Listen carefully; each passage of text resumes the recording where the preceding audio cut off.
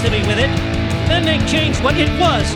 Now what I'm with isn't it, and what's it seems weird and scary to me. It'll happen to you. Tim. Dave. This is the What I'm With podcast. What are we with? We're with the past. We are. We're definitely not with the present. We are not with it. No, we're not.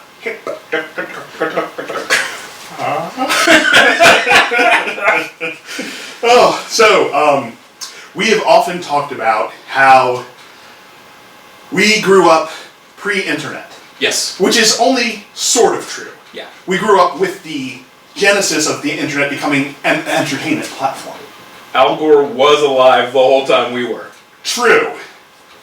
He invented it. I know. All the entire series of tubes. All because of Mr. Gore. Yeah. Now, what I want to talk to you about today is the birth of internet's entertainment. Oh. We'll start here. Real Player. Yes. Oh my gosh. So, back in the day, you used to have to download an application in order to stream entertainment from the internet. Right. The browser could not handle it. No. So, Real Player was one of the pieces of software. I have some fun-size facts for you. Oh, my favorite size. So, when do you think Real Player was? Oh gosh, in my mind, I want to say like 92? Okay, you're close. It was 95. Okay. So it started off, and it was among the first media players capable of streaming media over the internet. Whoa. Yeah, isn't that a fun fact? So, it was kind of primarily audio. Streaming video was very bandwidth restrictive. Yes. The amount of compression, we'll try to put something up that shows you what an internet video looked like in the 90s. It's like right now if you're watching YouTube and then your connection is really slow and it shoots you down to like 240. Right, and all of a sudden the pixels are like... Yeah, or 240p, I mean. Yeah, they're like the size of, like, small rodents. So it's like that, it's rough. It's pretty ridiculous. Then, kind of a follow-on, a couple of years later, was it a couple of years? Yes, it was, a couple, exactly. You remember this bad boy? Oh gosh, is this the Napster machine? No, that's pre-Napster machine. That is Winamp. Winamp. So Winamp was interesting. It introduced some things that we kind of take for granted right now. So it was 97. Yeah. It introduced visualization, so you would have like kind of like yes. the animated, yes. like goes along with music, goes along. Yeah. Playlists. Like we take that for granted. Like a playlist is just a part of life now, but like. Back in the day, like, the only way to make a mixtape was Winamp. Oh. Like, you couldn't just do it.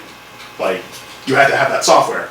And then the other thing, and the thing that I think most of us cared about the most, skins. Yeah. So it was a freemium software, but you could buy skins to make yours look What cooler. does freemium mean, Dave? It's free, but you can pay for premium editions. Thanks, Dave. Anytime.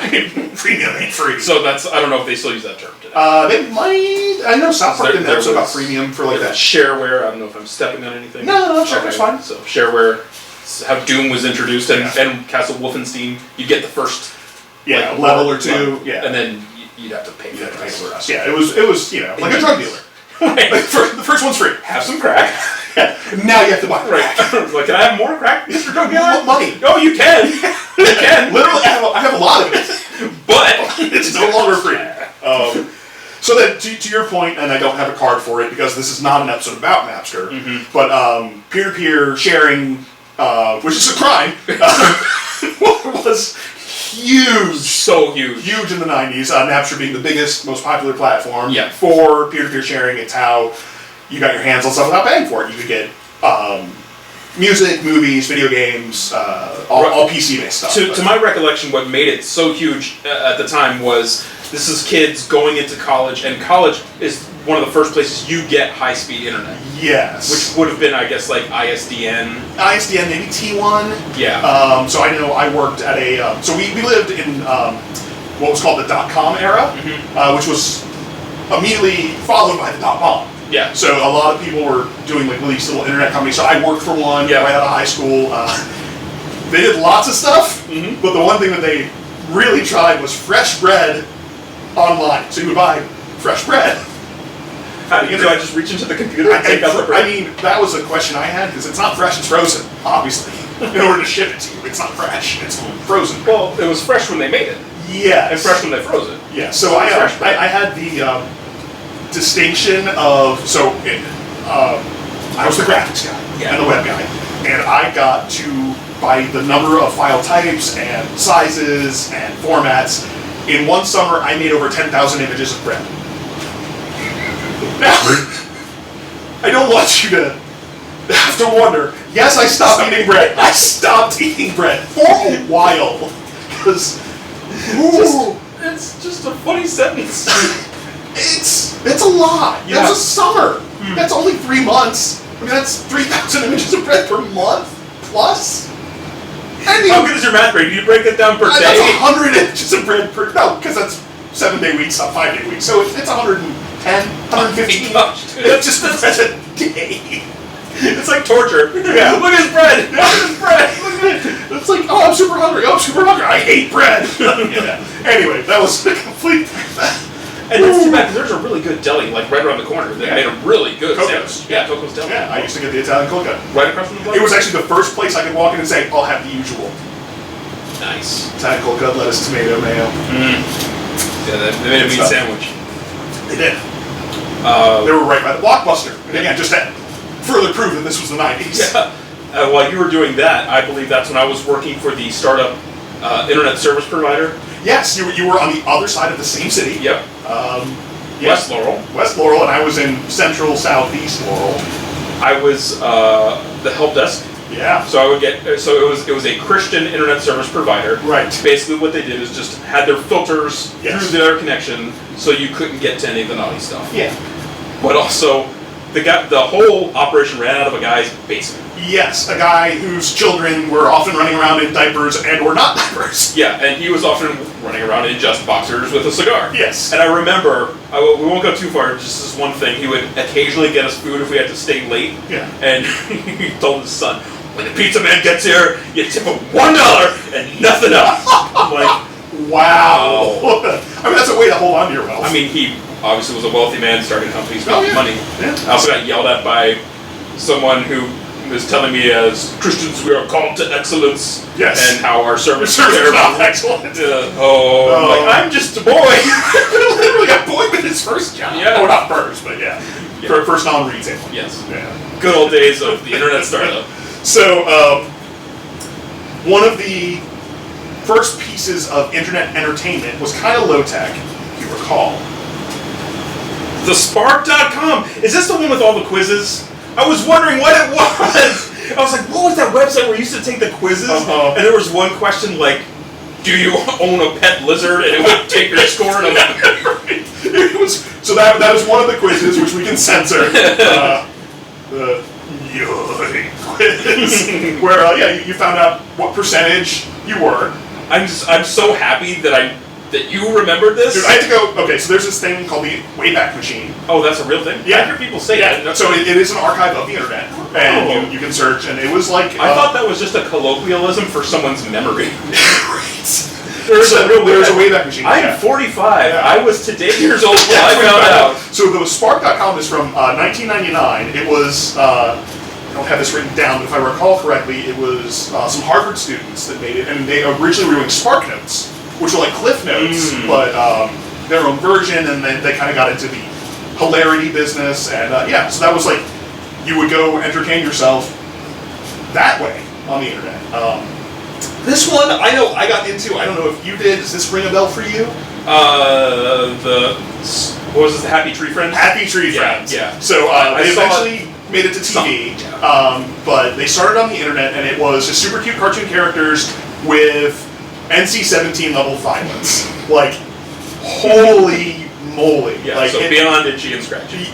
Itchy and Scratchy with, like, the gore cheat code turned on. Like, it's gnarly. But, like, they're super cute. The theme song is so catchy. But, yeah, so that was 1999 as well. Oh, wow. So that was kind of the birth of... That was one of the first online animations to come out. And again, super violent. There was sort of each character had its own little niche. Like the porcupine guy would always stab people near him by accident. The military guy would get his PTSD moment, snap, and start killing. Yeah, there's some tropes, but it was great. a year later, probably the biggest entertainment powerhouse on the internet hit the scene. Yes, Homestar Runner. Homestar Runner. Homestar Runner. Yes, the brothers Matt and Mike Chapman, in the year 2000, came up with Homestar Runner. Originally, you had Strong Bad was sort of the antagonist, but he gained in popularity that he got his own show where he would answer emails. Yeah, so lots of great memories of Strong Bad, Strong Sad. And again, this was pre-YouTube. YouTube is 2005. So that's still 5 years before YouTube. This is all either, just before Adobe acquired Flash. Yeah, so it's Flash Flash or Media, Shockwave. Yeah, it's all like really early days. That was, I guess, a programming thing in a web browser that allowed animation and interaction and stuff like that. Yeah. So we touched briefly on Napster. Mm-hmm. So of course, Napster. It's like Napster's just. Sorry, it's large. Yeah. So that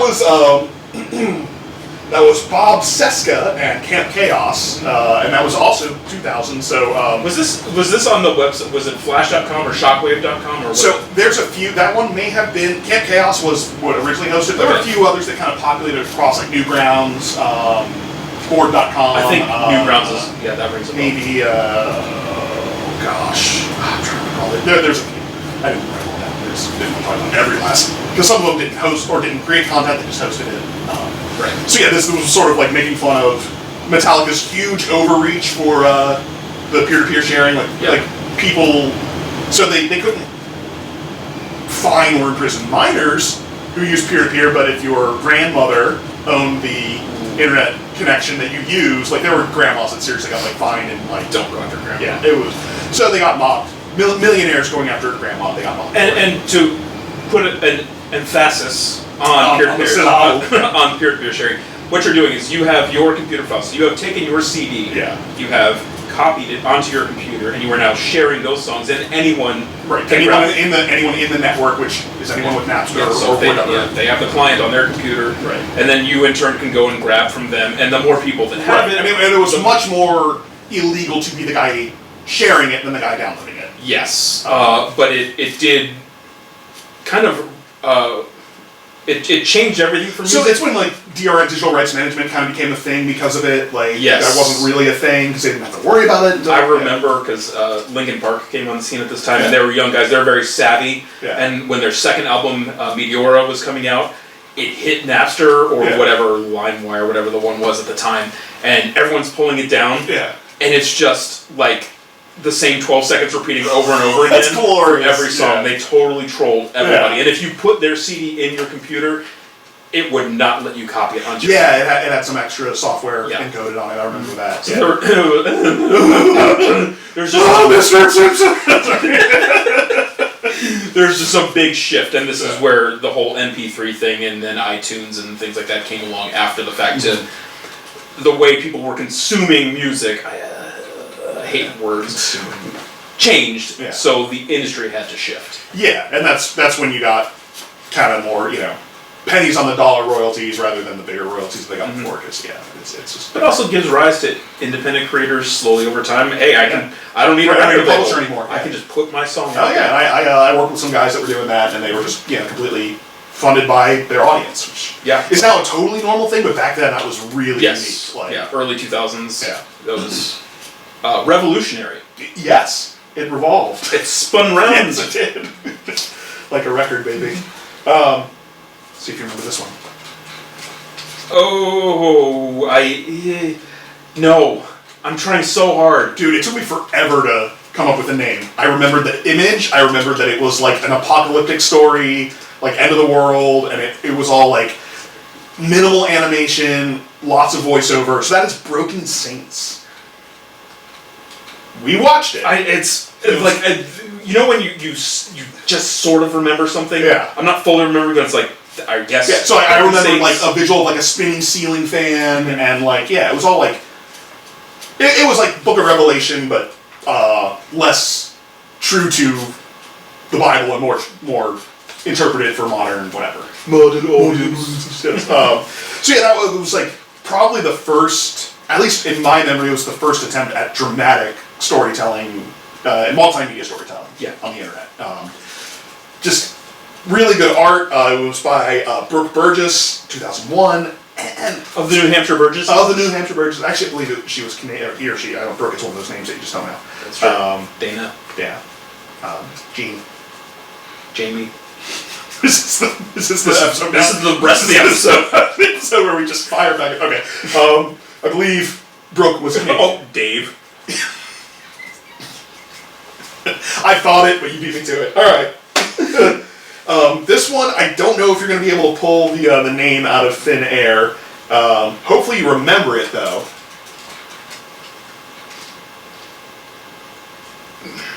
Nothing. Okay, so that was Xiao Xiao. It was a Chinese. I'm probably mispronouncing it. I apologize. But it was a Chinese animator who made crazy martial arts action animations in stick figure form. So we'll put it up on Jumbotron. But yeah. Again, little memory, like you know the whack-a-mole. Yeah. When the head is just barely sticking out. Barely, that's where I'm at. So my little brain bowl, little helmet, is just poking up above. Right. I'm just gonna hit you. I'm just gonna hit you with that. Yeah, but I was like, okay, because seeing this, it's like, was this a web comic? Yeah, so it was full animation and like the jump kicks, ninja stars, like all kinds of craziness. Puncher. Yeah, kick puncher, punching with the kicks. Now, this one annoyed me because I found it on YouTube, and it's been on YouTube for 18 years, but I promise you it's older than YouTube.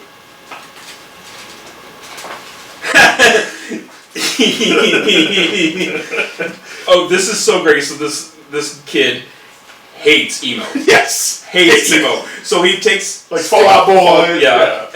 And you know, I have this song on my This Song Slaps playlist because I think of this video every time. Yeah. We're going da da. How I'm just trying to beat him, and it's Bono from YouTube. Yeah. And oh gosh. Scream, put your feet on the ground. Yeah. So he's intentionally mishearing the lyrics and writing the lyrics he hears, and it's sort of like a precursor to bad lip reading or something. Yeah. The absolute best moment if we can put it up there. There's a breakdown where the boys over you. Yeah, but he's like, it's like they're just doing their little getting ready to break down, and he's like, I just wanted to tell you something, and then it's just like.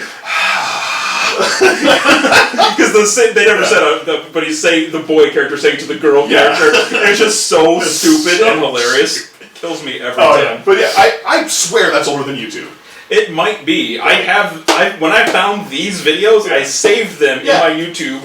Because like I remember, so at the .com I worked at, I remember watching those, and that was 2000, 2001, which is older than YouTube. Yeah, you sent them to me. I remember being at work, and it was where you have to start coughing because you're laughing so much. I shouldn't be watching this at work. Yeah. Oh my gosh, so funny. If we could link them, we're gonna have to link them. I don't know that we would survive the copyright. Yeah, you must watch if you are 16 to 18. Yeah, there's a little. While they're crudely drawn, there's some genitals. There's a spattering of genitals. Is that more than several? That's definitely more than several. Okay. And then we're going to wrap this up. I don't know if you watched this one. This was kind of this is literally the year before YouTube. This is 2004. Okay. Did you watch Salad Fingers? I did not watch Salad Fingers, but... Okay, so Salad Fingers, that's your homework for the next fun size, is to watch some Salad Fingers. You're not going to feel okay. Now, is this like an apt description, or... So, the name came from, I think, the creator, which I think was David Firth. So this was Newgrounds.com, which was one David of Firth, male or female? The female David, obviously. I'm so proud of myself. You should be. I don't even know if the trophy's achievable in Season 2 now because of that. So he was playing a song on guitar, I forget what it was, and someone said, like, he was playing it like he had salad fingers. And then that inspired the creation. Unique insult. I mean, that's better than female David. But, so that character, and it's just like, just an unsettling creature. Yeah. Like one that makes weird, like you mentioned the noise that, it's, it's funny, and it sort of belongs in that, like, early Adult Swim era of, like, weird, off-putting, but funny. Like, yeah. So, that's your homework for the fun size, because, it's... I discovered that later. Actually, I think my wife introduced me to that, so, yeah. I'll just say that for our last episode, I wore a helmet the whole time. Yeah. The fact that you didn't, like, tie some lettuce to your fingers for the entire episode is a shortcoming. I mean... You're never getting that trophy, bro. I know.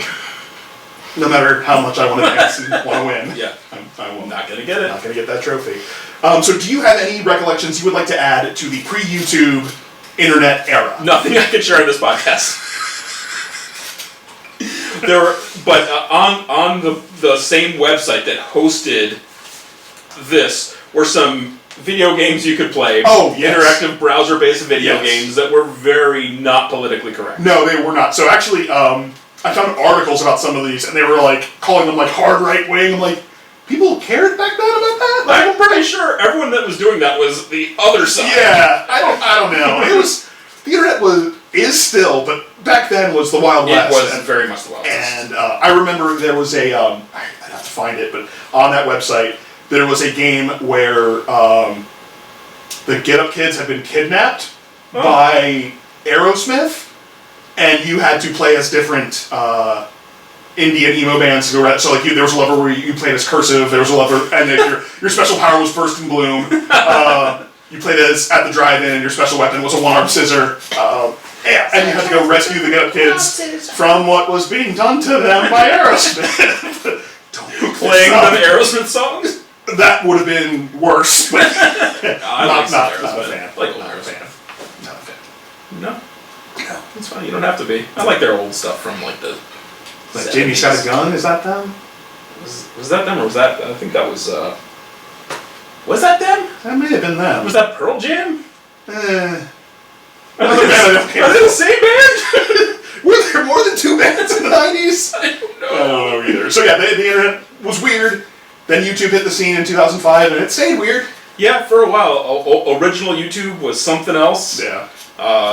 At least you can do stuff like this on today's YouTube, which is nice. It is nice. Thank you, technology. But back then, YouTube was a different animal. It sure was. But before YouTube, Flash animation and weird games. You might even find some stuff that's been on YouTube long enough to be grandfathered in. Right. So I'm not advocating for anything, but I would recommend you never search anything on the internet. Like, that's just my professional opinion. Like, just don't type anything ever. That would really put a damper on finding all the B-roll that I need for the episodes, because I just find it all in YouTube. Okay.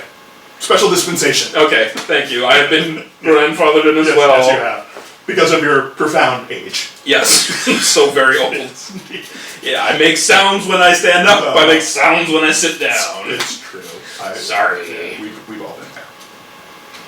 Well, yes. Welcome to the modern internet. Yeah. I hope you enjoyed the ancient internet. I am so happy that you reminded me of the Spark.com, and I'm going to go on what I now know to be the Wayback Machine, the real thing. I'm going to take some quizzes. You can't. Dude, I was so excited to take it, and it's, 404 not found. It just, because of the way it was encoded, I don't know. Maybe I can find examples of you might be people able taking to, them. yeah. So I can at least see some of those. I took those over and over. Yeah. Because it was so funny. Oh yeah, we would share the results with our AOL email accounts. You got mail. Yeah, you do. I always thought the AOL guy sounded like our friend Aaron's dad. I hear it. Yeah. Anyway, do the stuff. Yes. Check out our Monday, Tuesday, and Thursday shows. Yes. You'll see the slate at the end. Our many shows. Yeah, several. Our smattering of shows. Yes. There are dozens of them. Shows. All right. Bye. Oh, that was fun. That was awesome. Oh my gosh. That went better than I hoped. Because I have been thinking about this for years. Oh yeah, dude.